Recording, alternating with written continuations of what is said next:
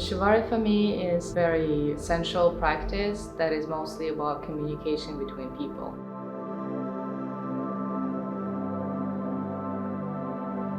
When we do Shibari, it's like for every person it's very different. As an art of rope, you can use it anyhow you want. So you can get into the BDSM or you can get into the meditation, you can just do it for the beauty of it. But for me, it's about communication. Communication between people and communication with yourself through rope.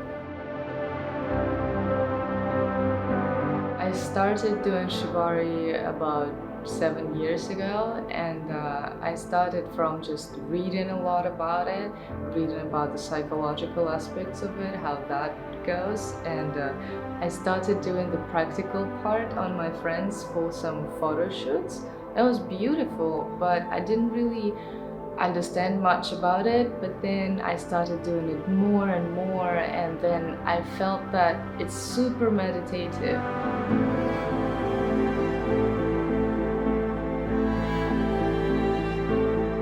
When I do rope, I don't think about anything else but the person that I'm tying.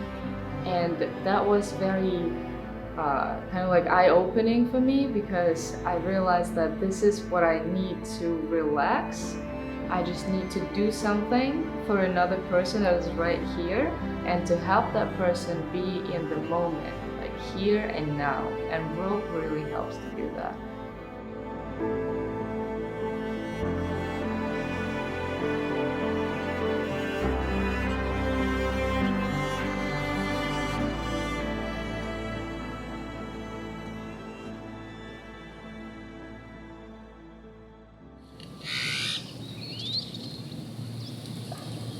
When people do Shibari, they can connect with themselves really well, but not from the first time usually. But if you do it more and more, it's like meditation. You don't really get meditation right away. You usually need to get into it slowly and just practice, and then you feel the results. Same with Shibari. The first time, if you do it on yourself, you might feel your body, your physical body better. But if you do it with another person that is tying you, you might actually feel not just the physical body, you would feel how you can emotionally let go from a lot of things that have been sitting there.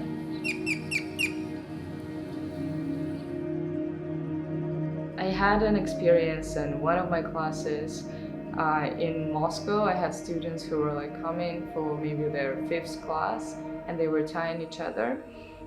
And one day we were doing the knot when your hands are on your eyes, and a girl was in this position for some time, and then she felt very safe. She felt super secure because of the atmosphere and because we've been doing it for a real while already. So there was a lot of trust built into it, and she just, like, when we were untying, she just started crying. So she connected to the thoughts that were really deep in there, but she couldn't understand what was stopping her from the release. But then the rope, the very literal sensation of the rope being here, like you're all tied up, and then when you release the rope, it connected like 100% with what she needed to do. She needed to release and to open up. And when we were untying, she just was crying and also laughing. And that was a very interesting mix of things happening. And I think that was a great example of how rope can help you to just let go of a lot of things.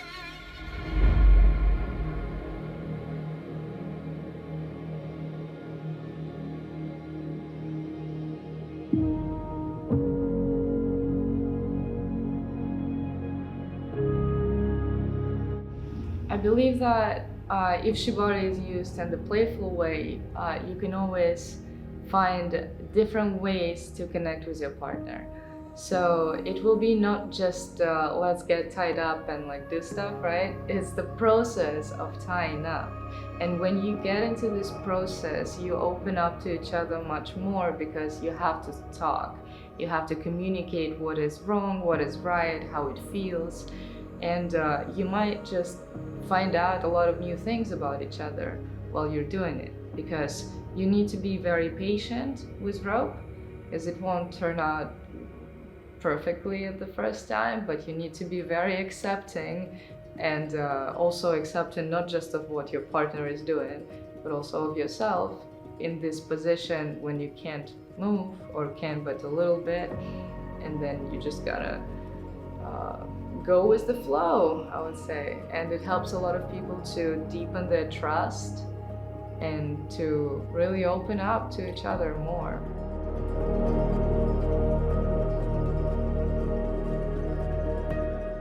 People very often use Shibari for playful stuff. They use it in the BDSM practices. And then there are set roles at tops and bottoms, but also some people prefer calling it rigger and a bunny. Also, there's Japanese words for it, which people usually don't use, but if they're really into Shibari, they would. And if this becomes a BDSM play, then people need to be really aware of the safety there. Not just physical safety, also emotional safety. Because when you're doing it, even if you're doing Shibari for just the sexual purposes, you still become, it's like a little bubble appears around you, and then you are in this bubble and you need to communicate inside of it, and you can't just drop out of it real fast. So when people do it, they need to be aware of all the risks, because Shibari is a very dangerous practice. With rope, you can tie a knot that will be self-tightening, and then you're gonna have the problems with nerves, problems with like numbness, or the worst that can happen is, not the worst, but really bad is a drop hand, when a person doesn't feel their hand for a real while. That can be up to like 8 weeks of recovery, and sometimes they don't even recover fully. Sometimes models need to be really aware of what they feel and communicate it. I think the main problem with them is they don't talk. They think, oh, it's just a little bit uncomfortable, so it's probably okay. But then the more rope is on the body, the worse it becomes, because it gets tighter and tighter and tighter, and then the more you stay in the position, the less you feel. And then the dangerous point is when you don't feel that something's wrong anymore, because you just like kind of melted into it, you accepted it, and sometimes you can get into a subspace and everything's gonna be okay. But also there are cases when you get untied and you don't feel your hands, and that they might come back really fast when you move them, but also they might not. You might wait like 2 months for them to come back. So everybody who wants to do Shibari needs to be aware of that.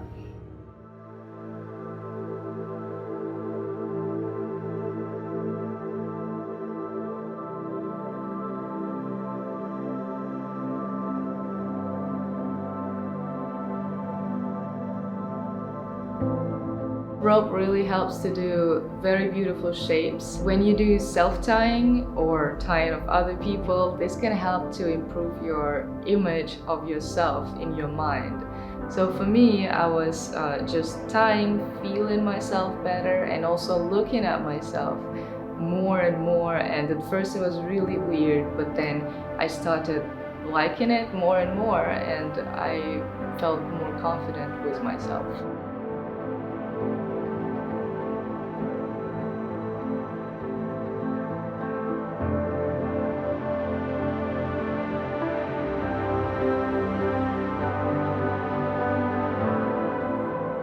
I had my personal experience when I was hurt emotionally from Shibari. I had the suspension done on me from a person that I would not mention. He's not doing Shibari anymore, I guess good for everyone. That person had the perfect technique. So I was thinking like, what can happen? I want to try suspension, and I want to try it with a person who has great technique. But I didn't know that he only has great technique. He doesn't have communication. He doesn't really treat his models very well, because he does it for the sake of the beauty of like how you make shapes from people with rope in like a performance. But it was not, we were not emotionally connected at all. So that was my first time being suspended, and I felt very, very emotional, very excited. And I started moving because I was laughing a lot, and it felt so nice. I felt really happy at that point.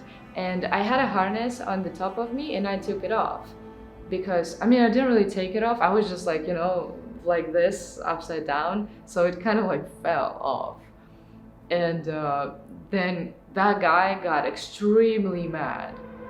And I felt that he got mad, but I'm still upside down. And I got very scared. I was super anxious because I tried to get up, but I don't have abs. So that was really hard. And then I'm thinking like, I see him and he's like, I'm just not gonna take it down. And I'm like, what are you saying? I was like, what kind of a Shibari master are you, right? But then he figured out a way to take me down. He just like put my hands up and then put me down. It was safe. I was not hurt physically, except for my head. So like I can't stay upside down for a long time, which I also told him. But then he, I guess, was so mad that he didn't care. And when I got up, I had a terrible migraine. And the worst part of all this is that when he untied me, he just like left. So nothing about like that, sorry that like I didn't, you know, do the right thing right away. But as a Shibari practitioner, you need to be ready that models get emotional and they do stuff. They can do a lot of different stuff. And you need to just not change your mood right away so the model feels it and gets anxious. Most people are not professional Shibari models. So those people come to Shibari sessions for enjoyment, not for getting stressed out and not doing rope again.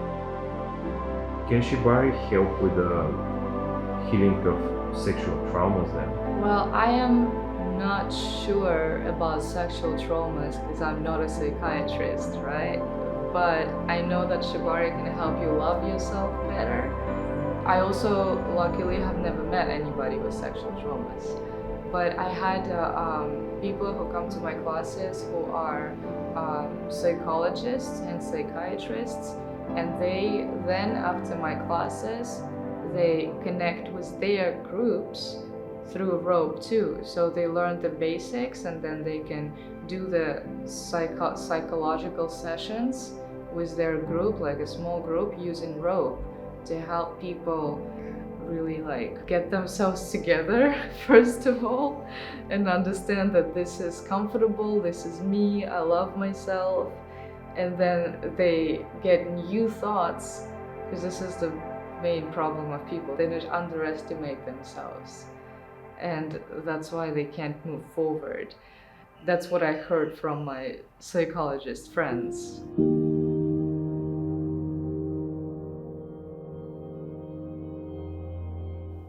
I feel that recently I really see the results of my work and work of other practitioners who do Shibari for more like enjoyable things and don't show it as like black and red colors, you know, all this BDSM stuff. 7 years ago when I started, I googled Shibari and I looked through like photo books with Shibari, and everything was looking a little bit painful. I mean, I'm not saying that people were not having fun there, but it looked painful, and it was not such a mainstream, I would say, because people were a little scared of it. They still are, but less, much less. And I feel that during the time that, like, since I started doing it, my idea was to show it a little bit more friendly to people and from the different side of it, from the relaxation, meditation, and all that stuff. And I felt that it was me and some other practitioners who did it more from the arty point of view. And now when you Google Shibari, a lot more stuff comes up. Not just people who are tied up in like leather and all that stuff. No, you will see beautiful images that have nothing to do with pain, actually. So yeah, I think that this is a great thing that Shibari has changed. I mean, Shibari is still the same. The perception of Shibari has changed. And people are much more accepting now. They don't think that if you do Shibari, you're like a weird freak anymore.